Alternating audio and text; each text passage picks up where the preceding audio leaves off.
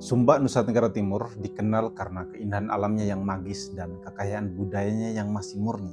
Namun, di balik eksotisme kuda sandalwood dan rumah adat menara, tersimpan sebuah praktik yang terus memicu perdebatan panas hingga ke panggung nasional, kawin tangkap.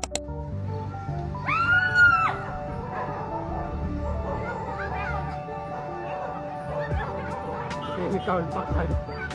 Kawin Sejumlah paksa. pria tiba-tiba datang dari Kasihan belakang dan kau, membawa Anda. seorang wanita yang tengah berdiri di tepi jalan serta mengangkatnya ke sebuah mobil pickup.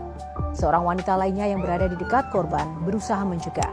Beberapa tahun terakhir teman-teman, jagat maya seringkali dihebohkan oleh video pengejaran dan penangkapan paksa perempuan yang berada di pinggir jalan atau di pasar oleh sekelompok pria. Ada yang menyebutnya ini sebagai tradisi, namun banyak juga yang menyebutnya bahwa ini sebagai suatu kekerasan. Hari ini kita akan membedah fenomena ini dari kacamata budaya, agama, dan hak asasi manusia. Secara historis, apa yang kita sebut dengan kawin tangkap sebenarnya dikenal dengan istilah piti rambang.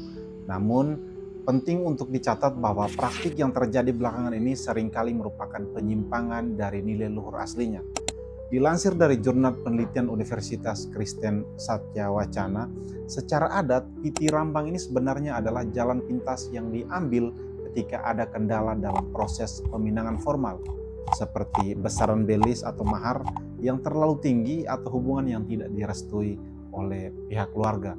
Namun pada asalnya ini adalah hasil dari kesepakatan antara kedua belah pihak keluarga, bukan aksi sepihak yang mengejutkan sang wanita. Tokoh adat Sumba menegaskan bahwa dalam prosesi yang benar, pihak pria tetap harus membawa simbol perdamaian dan penghormatan setelah penangkapan dilakukan.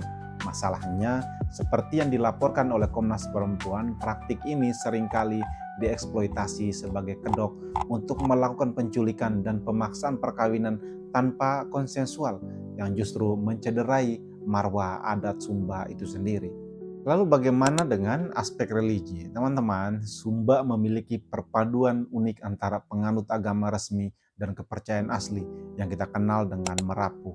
Dalam ajaran Merapu, perempuan dipandang sebagai sosok yang sangat berharga, seringkali disimbolkan sebagai periuk nasi atau sumber kehidupan. Melakukan kekerasan terhadap perempuan sebenarnya bertentangan dengan nilai spiritualitas Merapu yang sangat menghargai keharmonisan. Dari sisi gereja dan agama Kristen yang merupakan mayoritas agama yang dianut di Sumba, sikap mereka sangat tegas. Dikutip dari pernyataan resmi Persekutuan Gereja-Gereja di Indonesia atau PGI, mereka mengutuk keras praktik kawin tangkap yang disertai dengan kekerasan.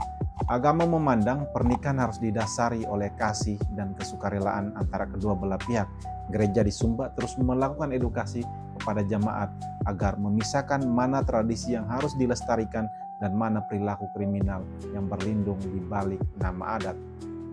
Inilah titik krusialnya teman-teman. Di mata hukum nasional dan hak asasi manusia, kawin tangkap tanpa persetujuan adalah pelanggaran berat.